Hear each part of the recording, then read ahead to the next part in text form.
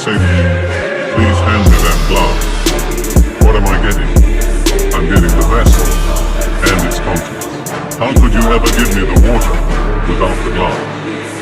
And that's what God is saying to you. He wants the vessel, the body, and its contents. And as a matter of fact, you really can't give God the contents unless you give him the vessel. So God wants you, the vessel, and its contents. God says it's to be a living sacrifice. What does that mean? It's contrasted with the sacrifices of the Old Testament, where animals were offered in sacrifice, killed, and placed as dead bodies on the altar of God. God says, I want your body in just as much, just as completely on my altar as that Old Testament sacrifice, but there's one difference. I don't want your body dead. I want it a living sacrifice.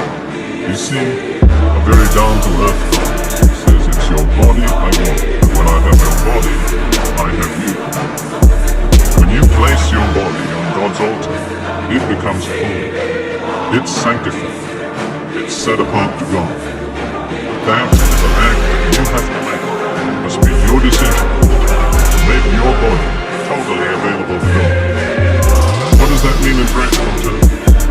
It means that you'll go anywhere that God sends you. You'll do anything. It may be a desert, maybe a city, maybe a mountain. You may be washing dishes. You may be preaching. You may have a salary.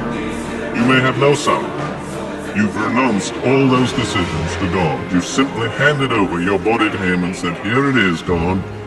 I trust you to do what you desire and please with my body. That's presenting your body to God. Then there's a result that follows in the mind. In the next verse of Romans chapter 12, that's verse 2, Paul says this, do not be conformed to this world, but be transformed by the renewing of your mind, that you may prove, find out and experience what the will of God is, that which is good and acceptable and perfect. When you present your body, strange though it may seem, a change takes place in your mind. You begin to think in a different way. God says your mind is renewed. And then, when your mind is renewed, you prove, you find out for yourself what the will of God is. And Paul uses 3 words to describe the will of God, all of which are beautiful and exciting. He says it's good, it's acceptable, and it's perfect. You'll notice there's a progression. As you begin to discover God's will, you discover it's good. God always wants what's good for his children, never what's evil. The further you go, you discover it's acceptable. It's what you really want too. And then you come into full understanding it's perfect. It covers every area of your life. It meets every need.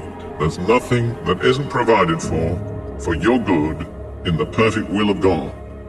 But bear in mind, it's only as your mind is renewed that you can find out the will of God. You see, typically religion works from without.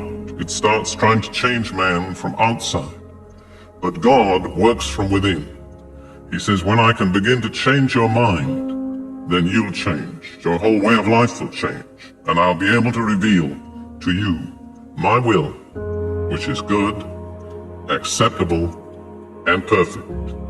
Now I want to explain to you why God can only reveal his will to our mind after it's been renewed.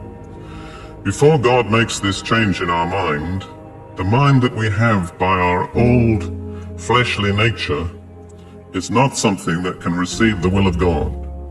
In Romans chapter 8 verse 7, Paul says this, the carnal mind is enmity against God.